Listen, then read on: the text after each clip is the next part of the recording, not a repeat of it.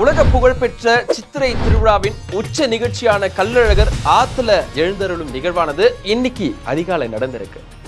மதுரையை நோக்கி தங்க பல்லுக்களை புறப்பட்ட கள்ளழகரை பார்த்த மக்கள் கோவிந்தா கோவிந்தா என்ற கோஷம் ஆர்ப்பரிக்க செஞ்சிருக்கு.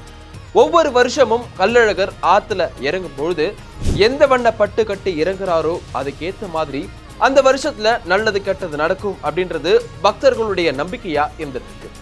நாட்டில் நடக்கவிருக்கும் நிகழ்வுகளை தான் உடுத்தும் பட்டு மூலமா கள்ளழகர் உணர்த்திடுவார் அப்படின்னு பக்தர்கள் சொல்றாங்க. அப்படி இருக்கும் பொழுது இந்த வருஷம் பல்லாயிரக்கணக்கான பக்தர்கள் கள்ளழகர் என்ன நிற பட்டுடுத்தி ஆத்துல இறங்க போறார் அப்படின்னு எதிர்பார்த்திருந்த வேளையில பச்சை நிற பட்டுடுத்தி ஆத்துல இறங்கி இருக்காரு.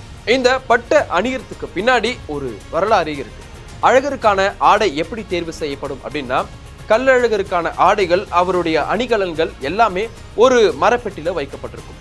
கோவிலினுடைய தலைமை பட்டாச்சாரியார் கண்களை மூடிக்கொண்டு அந்த பெட்டிக்குள்ள கையை விட்டு ஒரு உடையை எடுப்பார்.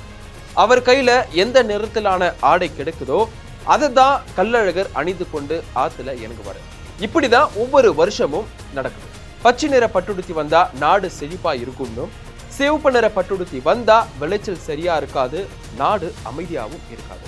வெள்ளை மற்றும் மஞ்சள் நிற பட்டுடுத்தி வந்தா நாடு இடைப்பட்ட நிலை இருக்கும் அப்படின்னும், மஞ்சள் நிற பட்டுடுத்தி வந்தா மங்களகரமான நிகழ்வுகள் அதிகமா நடைபெறும் அப்படின்றது தொன்று தொட்டு நிலை வரும் ஐதீகமா இருந்துட்டு இருக்கு.